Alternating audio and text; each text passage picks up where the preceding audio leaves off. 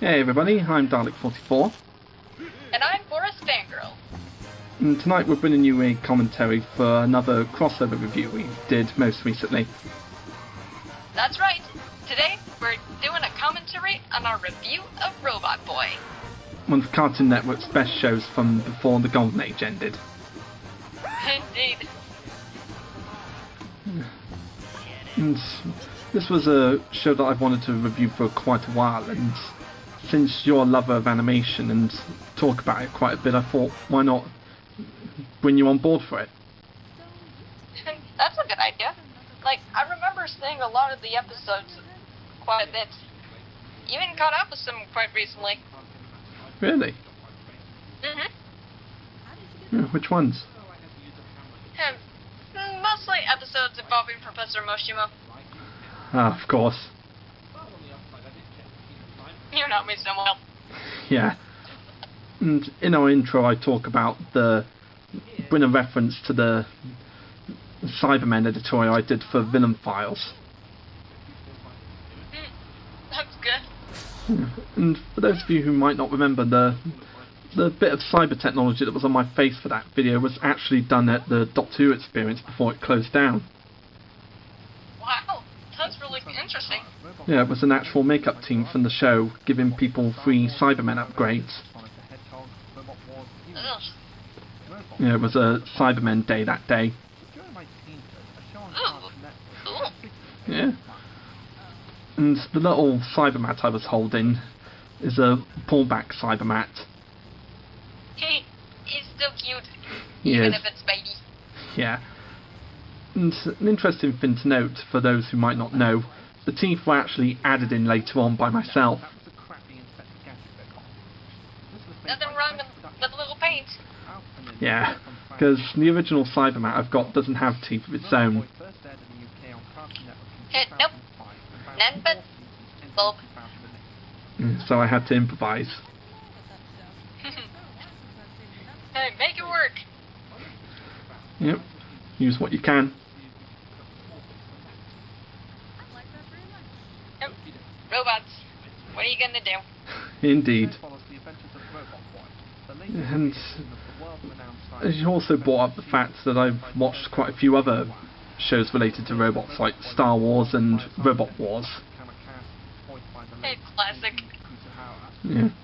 And it's funny, not long ago Robot Wars was brought back on TV, and a user named TurboJUK actually predicted the return of it years ago in one of his videos.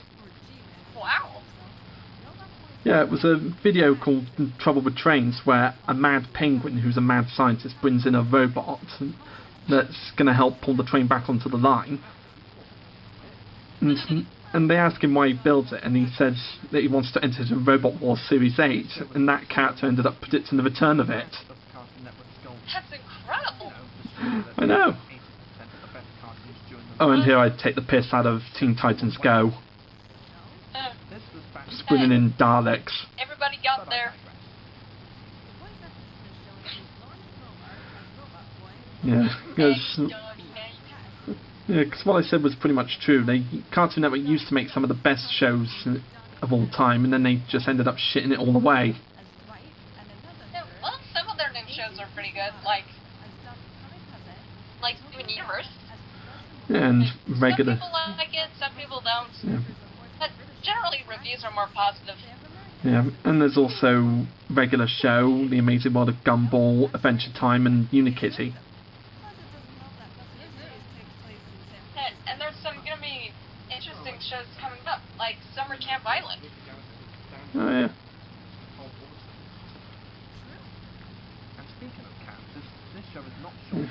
And in a bit when I talk about Robotboy's personality, I bring up that he's kind of like a robot version of Pinocchio, which is pretty true, if I'm honest. It does work. Yeah, 'cause it's pretty much like him wanted to be a real boy, and it's very Pinocchio-esque. I remember that one episode where he had that little human skin on him. Oh yeah, that was from the final season of the show.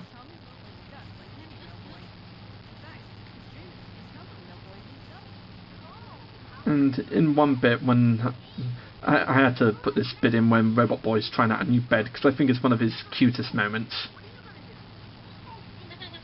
Cute. And especially when he's like, I'm going to take the day off and chill. I think I'll chill in bed for a while. That's a really good impression. Thanks. Can you believe that was my first time trying it? Well, no, I couldn't believe it actually. You did a really great job. Thank you. You're welcome. So where are we at right now? Yeah, we're at the bit where we talk about the individual family members, and I just keep breaking in to point out their flaws. Right. Like how... Usually with the worst blank ever or best blank ever. Yeah, with Debbie being the hottest mum, the dad being a terrible parent, and Donnie being a shitter of a brother. And of course Debbie, those hips don't lie. Yeah. It's funny, when in the first 2 seasons, she doesn't have that much detail on her you-know-what, and then in the final 2 seasons they put a bit more detail into her figure. I guess they were really getting the hang of drawing her and wanted to beef her up a little bit. Yeah. But they didn't have to give us so much detail though. Someone did. Yeah. They do what the fan artists could do too. Yeah, indeed. And when I talk about Lola in the review, I mentioned the fact that she's minted, which is a term for saying rich. I think I pretty much use that term now. Really? So, like, I use it to, like, how I would imagine Virgil from Mighty Max would be. Oh. Like, how else was he able to avoid all those ways to summon Max? True. And the term minted actually came from the movie The World's End. Because I'm a huge fan of the Three Flavors Cornetto trilogy. Interesting. Yeah, which including Shaun of the Dead, Hot Fuzz, and The World's End. Awesome. Oh, and here we're talking about Mishimo and his voice actor, who you get really excited about. Yeah. I am an unabashed Tokui Galvo fangirl. And because the Torchwood episode was the first time I'd ever seen him, I had to include that bit. Interesting. And I think you might like the movie Tasting Menu. That's a movie where he was in. Oh? Plus it involves really good looking food. Why wouldn't you enjoy it? Nice. And I just had to put in the pretty gruesome bit with a bit of Cyberman mask on his face. That is some really good special effects. It is, yeah. It's like the Torchwood's like the adult spin-off for Doctor Who. Because it originally came up in Series 2 when they brought up the Torchwood Institute, and then the name was so popular that they ended up putting Captain Jack Harkness, played by John Barrowman, in the show. And it's really interesting about the title because the title Torchwood is an anagram for Doctor Who. It is, yeah. Yeah, it is an anagram for it. And I didn't know that until sometime after watching the show. I learned that on an episode of Jeopardy, actually. Cool. And here we get me interrupting the villains bit just to bring up Robot Girl. She's so adorable. She is. And that's one of the reasons why I find it a shame that she only got 2 appearances in the show. For some reason, I can actually imagine her interacting with Unikitty on our show. Really? Rather, on your show. I have no involvement in the creation process. I'm just a voice actress. And you often add your own material. That's true. Yeah. Yeah, it's funny, even though the character only had 2 appearances in the show, her very first episode has the most views on YouTube. Indeed. Like, at the time when I was reviewing... involvement in that process. Like, I like watching the first few minutes of it. Yeah, at the time when we were recording for the review, her first episode had over 6 million views. Indeed. And Let me say how big it's increased now. yeah, 'cause normally videos like that would take like a decade to go over 1 million views.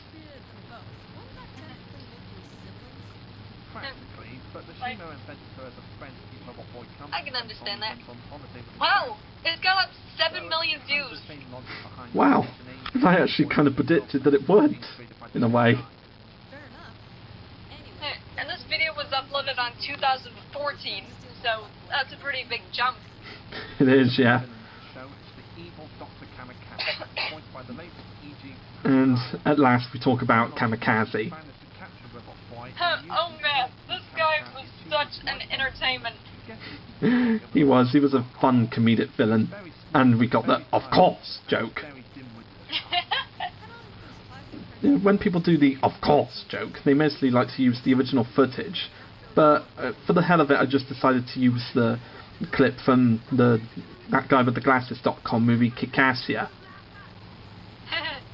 When the nostalgia critic dressed up as Bison and a news reporter was trying to get him to yell "of course."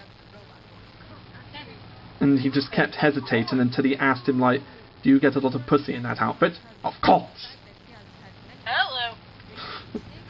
Yeah, 'cause he was trying to hold back on saying it by going like, "naturally," and "eventually," and all that. Maybe. Yeah. Of that question, you could say yes. Not exactly. Oh, and here's my Koopa abuse when a Koopa Trooper abuses me. Yeah, I just want to know if you want to eat. And those added in sound effects. So what about... Yeah, the sound effects where he beats the shit out of me. Koopa beats you up, but with Netty sound effects. Yeah. Hello. Yeah. Since that episode was uploaded, a lot of people who are fans of Super Mario Logan's channel have often quoted that I get beat up by Joseph the Koopa. Because I'm not sure if you've watched any of Super Mario Logan's videos, but they're really funny videos where he uses plush toys for comedy. I've heard of it, but I don't think I've ever seen it. Yeah, My brother might have. Yeah, if you haven't seen it, I'd recommend it. It's worth a watch. Thanks. But don't let your kids watch it.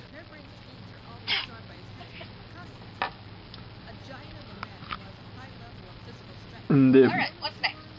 And of course, it wouldn't be Kamikaze if he didn't have Constantine. Right. It'd be like having Mario without Luigi. Yeah. One of the nicest henchmen who ever lived. Or the boogeyman from Fiona Frightening without the Traumacon and Vincent the Vile Bats. Yeah. And in Robotboy, I've always loved how much of a really nice guy Constantine is. Oh, now I have to get the anti-venom. Like, I don't have enough to do around here. Another really good impression. Thanks. That was probably from one of my other favorite episodes, the brother one where they introduced Proto-Boy. Oh yeah, the episode which was intended to be his only appearance until they decided to bring him back in the final season. Man, whoever finds him must really be a fast repair artist. Yeah, and of course we talk about his return later on in this review after we go through all the other villains. Really is unusual. Yeah. And I think one of the characters I've enjoyed talking about in this was Kugel, the weak man. Tim Scron. And one of my favourite episodes with him is when they're in a traffic jam and both him and Kamikaze want Robotboy. And they end up like fighting over who gets Robotboy, and then the two of them just end up letting their minions fight each other while eating cookies.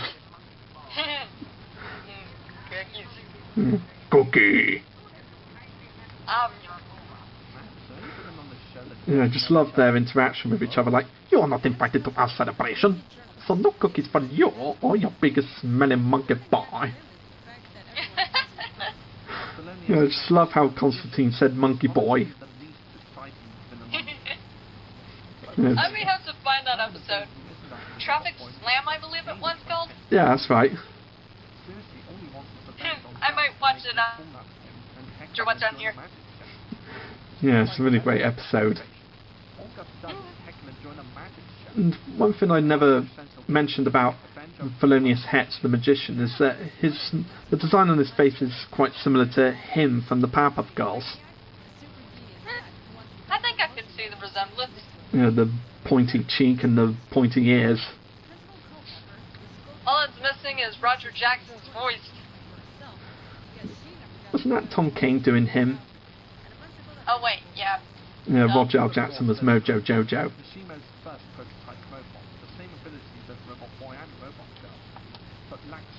And here's my Proto-Boy rant. Yeah, I think this is one of those rants where I did a lot of effing and all that. And I wasn't really angry when I was recording this. It was just more frustration. Stage anger. It was kind of like the situation where they just bring him back with no explanation. Sort of like how in horror movies when they bring back psychotic killers like Freddy Krueger and Jason Voorhees, and they don't really give much of an explanation. It's just like, they're back, deal with it. And the same thing applied to Proto-Boy. That shit don't make no sense.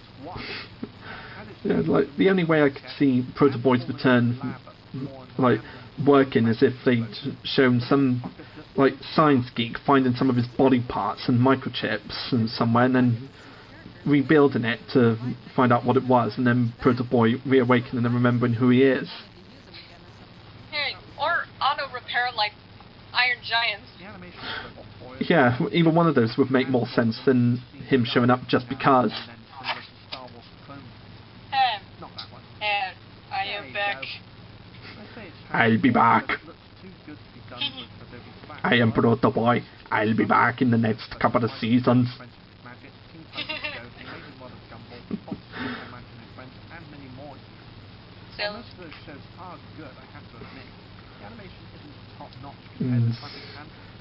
Yeah. Yeah.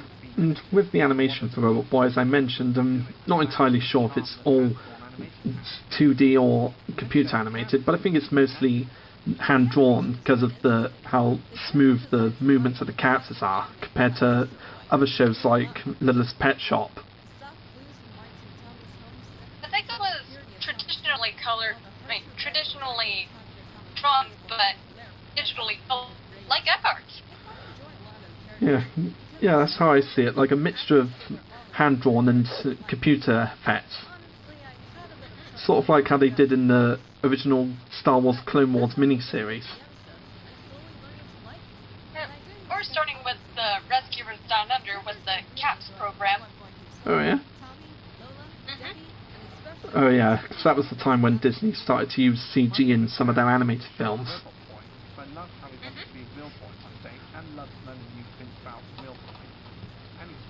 Yeah.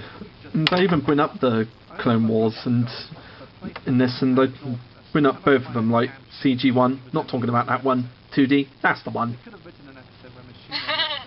Yeah, it's really a reference to the fact that not that many people are aware of the original miniseries that aired in between the release of Episode 2 and Episode 3. The one by Genndy Tartakovsky, the creator of Dexter's Laboratory. That's the one. Very well. If you will. If you wish. That one episode where C-3PO gets that golden plating. Oh, yeah. Yeah, it gets a bit more attention these days, but back when the CGI Clone Wars came up, it didn't get as much attention. In fact, I don't think there were that many people that were aware of it. Like, I'd heard of it. Like, I'd heard of the original one with Gendis, but I was seeing more of the CGI animation than the other one. Yeah, the other one was really made just to tie in a few gaps in between the two films, like some of the battles in the Clone Wars, introducing Grievous and how he got into lightsaber battles, and Anakin getting his knighthood and Palpatine being kidnapped. Yeah, it was mostly just to tie in some of the knots that would have gone on in between those two films. Interesting. And with the CGI series, they had more time to show more of the battles. Right, so that makes sense. Yeah. And in the end, I just randomly decided to put my Cyberman outside my bedroom door. Alright. Yeah, it's just like, I found some use for him, and it just shows him as like a door guard. And I was originally going to walk past it and as someone else, like, you know, going anywhere near it and then getting terrified of it. That made me think of the Power Rangers door protector. Oh yeah? Stand back, this room is being protected by the Mighty Morphin Power Rangers. Nice. Give me all your money. And that's the end of our crossover review. Oh wow. Yeah, time flies when you have fun. Alright, have fun everybody. Yep, we'll see you next time, folks.